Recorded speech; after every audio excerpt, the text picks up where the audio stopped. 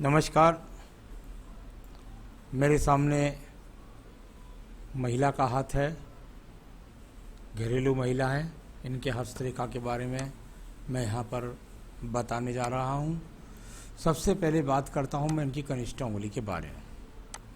कनिष्ठा उंगली का इतना ज़्यादा गहरा हो जाना, गहरी तो सभी उंगलियाँ होती हैं कनिष्ठा, लेकिन ज़्यादा गहरा हो जाना, अपने आप में एक पर्व के बराबर गहरा हो जाना, ये अच्छा नहीं कहलाता। दूसरा, लंबाई का इतना छोटा हो जाना, ये दूसरा ऐसा संकेत है जो अच्छा नहीं होता। इसका कारण क्या होता है? जब ये इतनी छोटी हो जाए, इतनी गहरी हो जाए, तो जीवन के अंदर अप डाउन, ऊंचाई नीचाई का सामना जरूर होता है। साथ ही साथ अगर ऐसा ना हो तो निर्णायक क्षमता बहुत कमज़ोर होती है। अपने आप से किसी व्यवसाय को करेंगी, किसी नौकरी को करेंगी, उसमें स्थिर नहीं रह पाएंगी।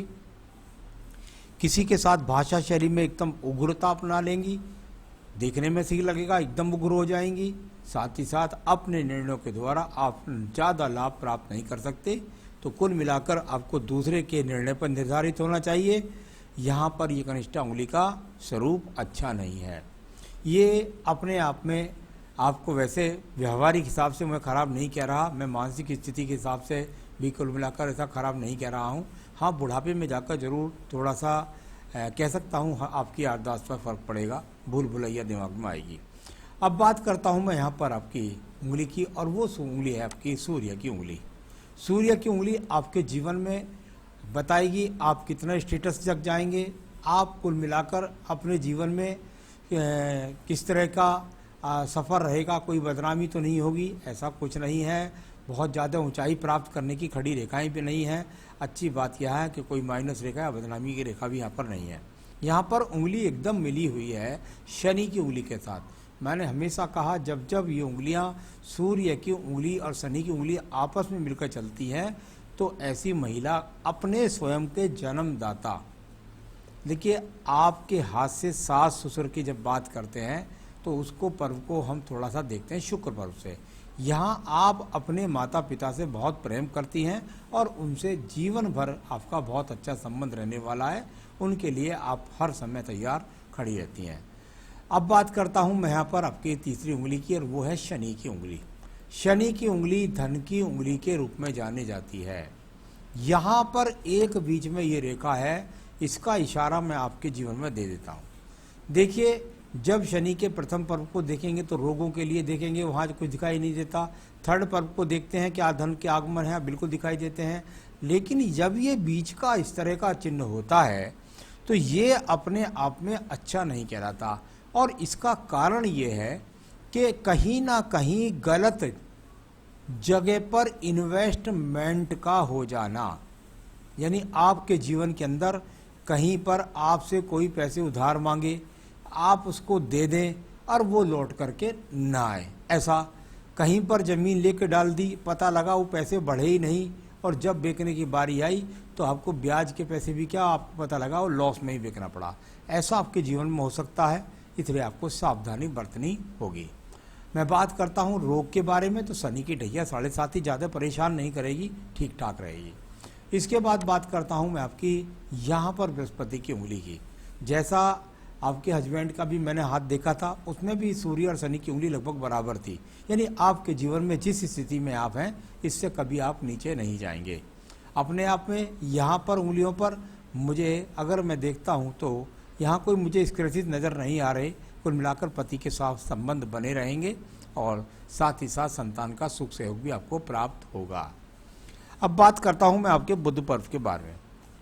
बुध का पर्व, और यहाँ पर किसी भी प्रकार के ना तो कोई संघर्ष की रेखा है, ये कुछ रेखा नहीं है, ये कोई रेखा नहीं, कुछ नहीं है। ये आप अपने आप देखिएगा, ये बुध पर्वत है, ये पूरा का पूरा एकदम क्लियर है। अब इसका क्लियर का मतलब क्या हुआ? आपके जीवन के अंदर बुध पर्व है, उस पर कोई रेखा खड़ी ना होना, यानी बुद्धि में शार्पनेस ना आना, नंबर 1। 2, यहाँ पर कुल मिलाकर बुध पर्वत पर खड़ी रेखाओं का होना होना, यानी आपके द्वारा आगमन का वर्तमान में कोई धन का आगमन नहीं आपके द्वारा। साथ ही साथ अगर मैं देखता हूँ तो ये थोड़ी सी इन्वेस्टमेंट की रेखा है, तो खर्च भर के पैसे आपको मिल जाते हैं। चलिए अब मैं बात करता हूँ इसके बाद में आपके सूर्य पर्व के बारे में। सूर्य पर्व पर यहाँ पर अच्छी खड़ी रेखाओं का होना अच्छा संकेत दिखाई दिया। ये एक रेखा और ये दूसरी सहायक रेखा, यहाँ पर इस प्रकार की रेखा और इसमें हृदय रेखा से सूर्य रेखा का संबंध, यानी कि कुल मिलाकर के मन के अंदर अपने पिता से संबंधित एक तरीके से कह सकता हूँ बहुत ज़्यादा प्यार, बहुत ज़्यादा उनके बारे में सोचना, वो कैसे होंगे, क्या होगा, इस तरह का सोचना। और साथ ही साथ ये दो खड़ी रेखाएं आपके जीवन के अंदर यदि आप प्रयास करती तो निश्चित रूप से आपको नौकरी मिलने के संकेत भी दिखलाती हैं, और वो नौकरी भी होती है आपके जीवन के अंदर सरकारी। तो वो आपने कभी प्रयास किया नहीं होगा, वरना ऐसे संकेत हाथ के अंदर थे। चलिए मैं बात करता हूँ इसके बाद में आपके शनि पर्व के बारे में।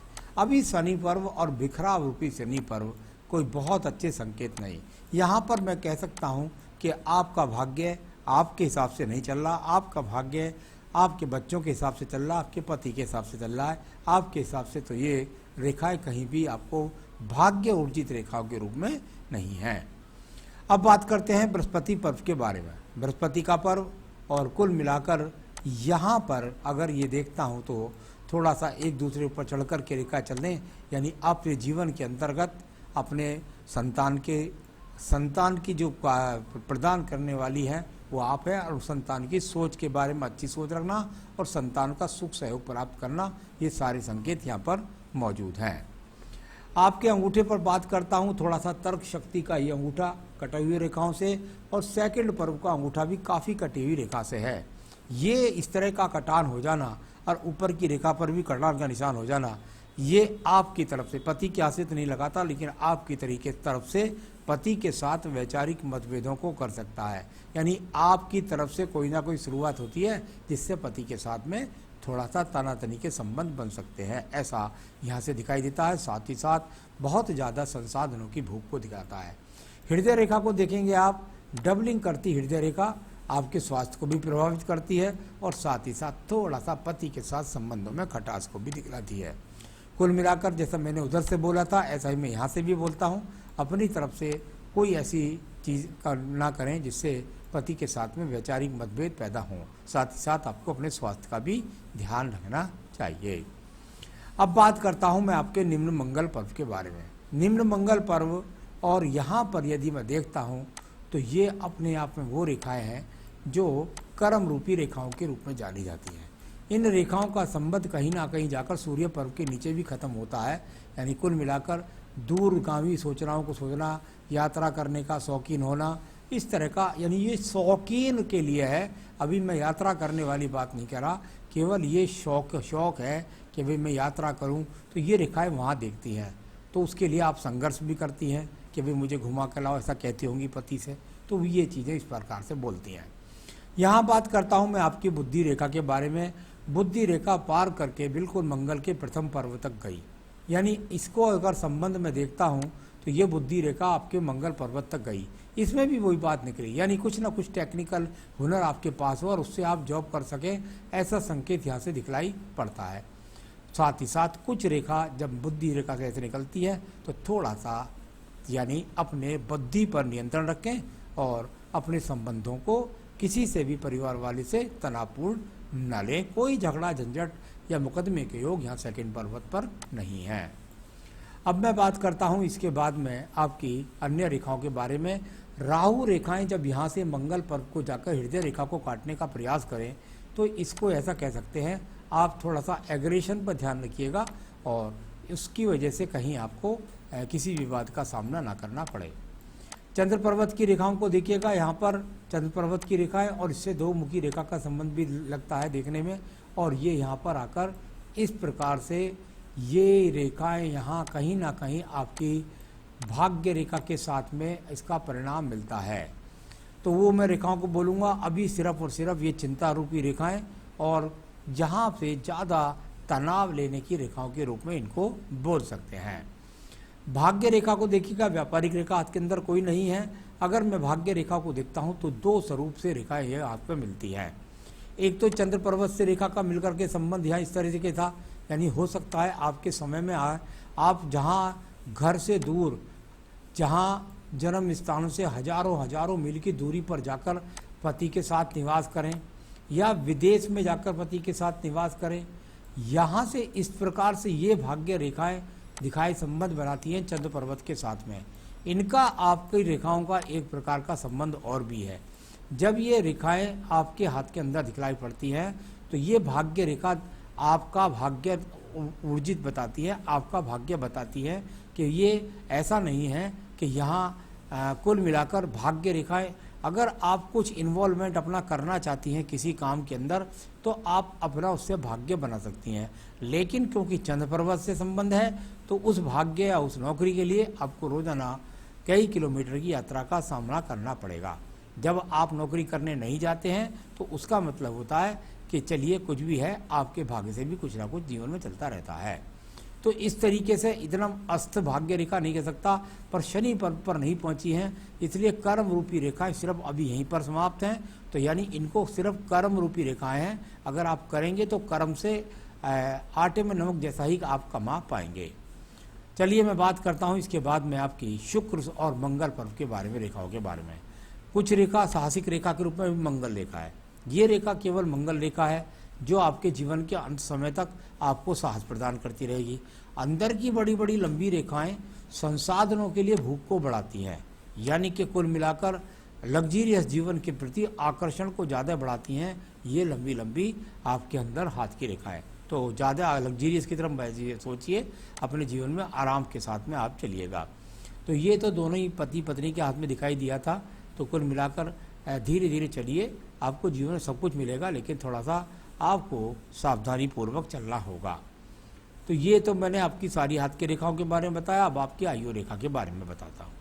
आयु रेखा, और यहाँ से यदि मैं इसको आयु रेखा को देखता हूँ तो ये इस तरीके से जाती है, और इसमें से दो जगह डाउन रेखाएं हैं, यहाँ पर डाउन रेखा और ये डाउन रेखा। ये डाउन रेखा स्वास्थ्य को प्रभावित करती है, तो स्वास्थ्य का थोड़ा सा ध्यान रखिएगा। इस प्रकार से यहाँ पर ये दिखाई दिया, चंद्र प्रभाव पीड़ित निकला। पूरे हाथ में यदि मैं जाता हूँ तो मुझे जो निचोड़ मिलता है वो मिलता है ज़्यादा स्वप्न देखना, दिमाग को ज़्यादा चलायमान रखना, गलत डिसीजन लेना, ताव में आकर के परिवार के साथ झगड़ जाना, ऐसा आपके साथ बहुत ऐसा स्थितियाँ आपकी बताती हैं। तो इनके बारे में आपको ज़्यादा ध्यान करना है। सवाल है आपका, क्या मैं खूब घूम पाऊंगी?